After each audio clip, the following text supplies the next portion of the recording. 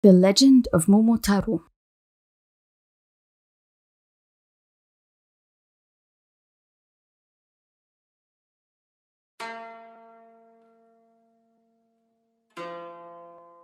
By a river that flowed through a mountainous province of Japan, there once lived a childless woodcutter and his wife.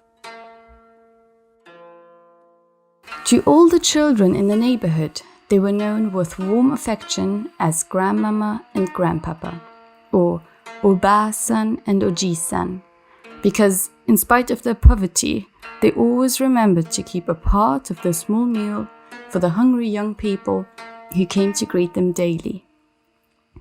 It grieved them greatly that they were childless, and always, as their young friends turned homewards, and the voices showered the evening air with their thanks and goodbyes and goodnights, they would slide the paper screen doors of their small house together and pause, silent and dejected, as if they could not bear to enclose the emptiness within.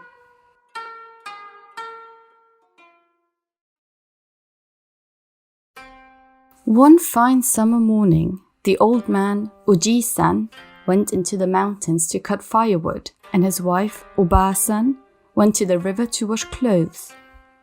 By the afternoon, Oba-san finished her washing and was about to start for home when she noticed a round object riding and tossing down the river.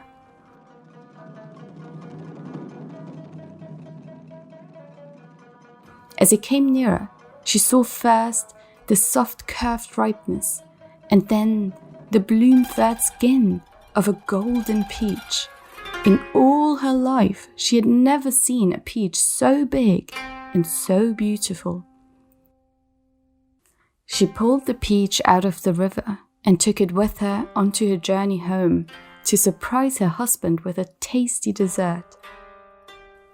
In the evening, when they had finished a simple meal of rice and dried fish, Grandmama cleaned the big kitchen knife.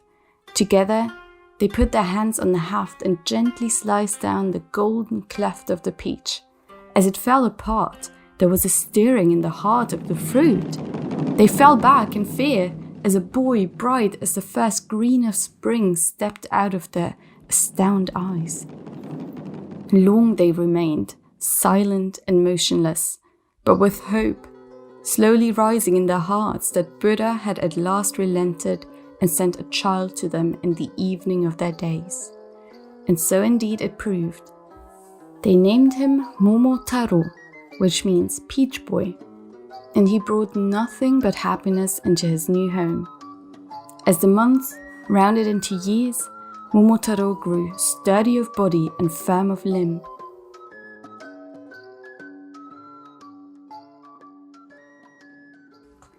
One day, soon after he had reached his 15th birthday, Momotaro asked to address his parents on a matter of great importance.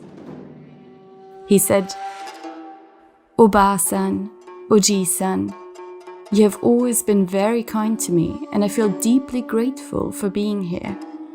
Now I have grown into a strong young man, and I understand that it is my duty to do something for my country." He said, "In a distant part of the sea, there is an island named Onigashima, which translates into the Island of Ogres.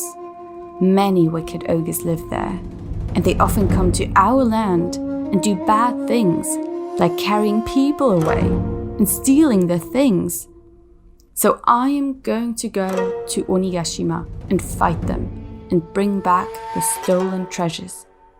Please let me do this." Oji-san and Oba-san were surprised to hear this, but they were also very proud of Momotaro for wanting to help other people. So they helped Momotaro get ready for his journey to Onigashima. The old man gave him a sword and armor, and the old woman fixed him dumplings for lunch. Then Momotaro began his journey. Peak after peak had passed, and now a valley with the kopis in it lay before him. he stepped aside into the trees and for the first time since he left home, prepared to smooth the raw edge of his hunger.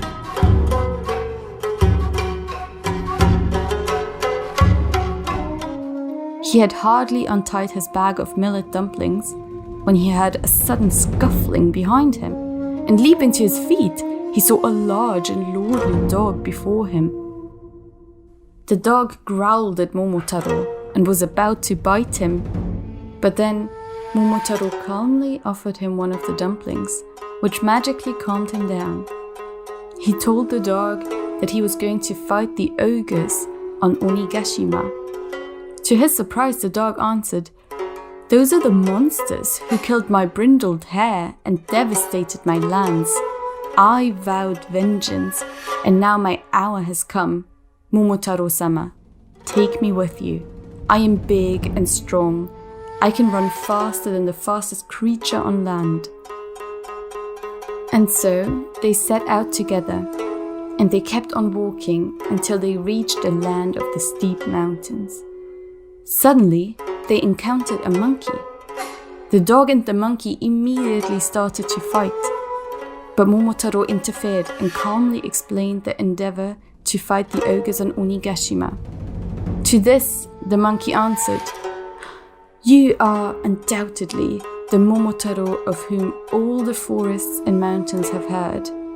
I have come to offer my services in the tasks of right and justice you have undertaken." So, Momotaro gave the monkey a dumpling and brought him along. Momotaro and the dog and the monkey kept on walking, and as they walked through the land of the woods, they met a pheasant. When the pheasant heard that Momotaro was going to fight the ogres on Onigashima, he also asked if he could join. So, Momotaro gave the pheasant a dumpling and brought him along too. After a night's rest, as the first hazy light of morning filtered through the branches above them, Momotaro and his retainers rose up, yawned, and set off on their way together. Foothills gave place to forests, forests to winding streams, and winding streams to moorland. The four continued across the moorland, the monkey riding on the dog's back, and the pheasant flying overhead and occasionally perching on Momotaro's shoulder. The morning passed to noon, and soon the scrub-covered moors were far behind.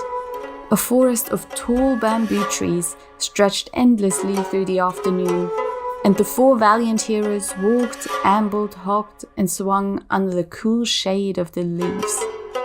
Dusk was just falling gently over the forest when they emerged to see before them the blue expanse of the ocean. The next morning, Momotaro built a boat. They all got on board and started across the sea towards Onigashima.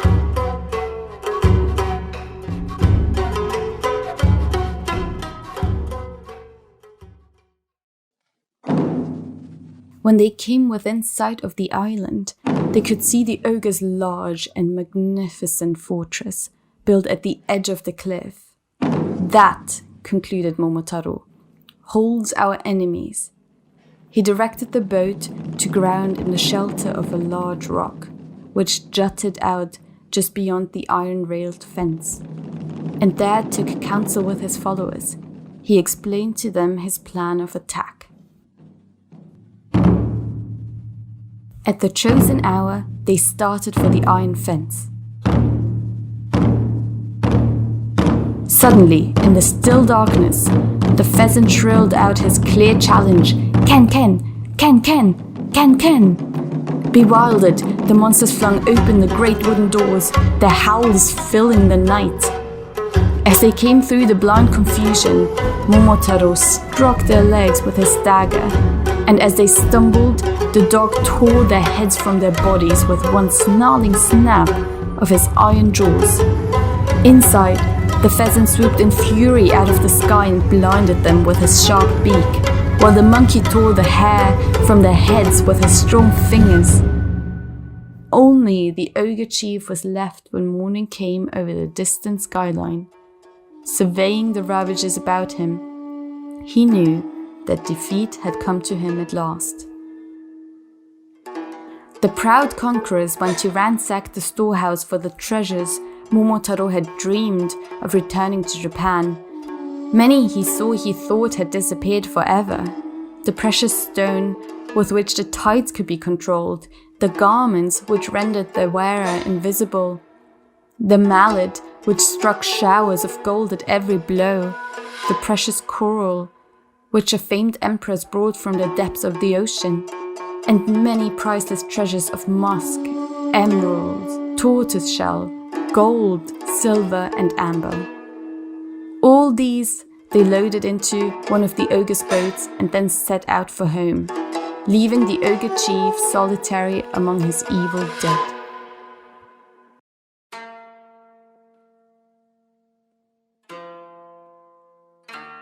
Momotaro and his 3 friends returned safely to their own land. Then they set off on their foot journey home, carefully carrying the valuable treasures.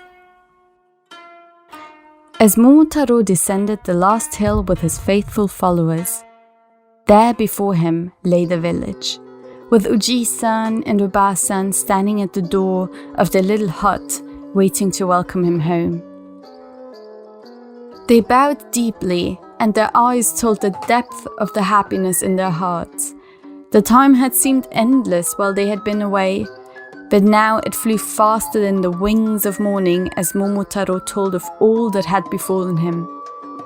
Momotaro's parents lived for many golden years to enjoy the good fortune their wonderful son had brought them, and Momotaro became a powerful but kind and just lord as the years went by.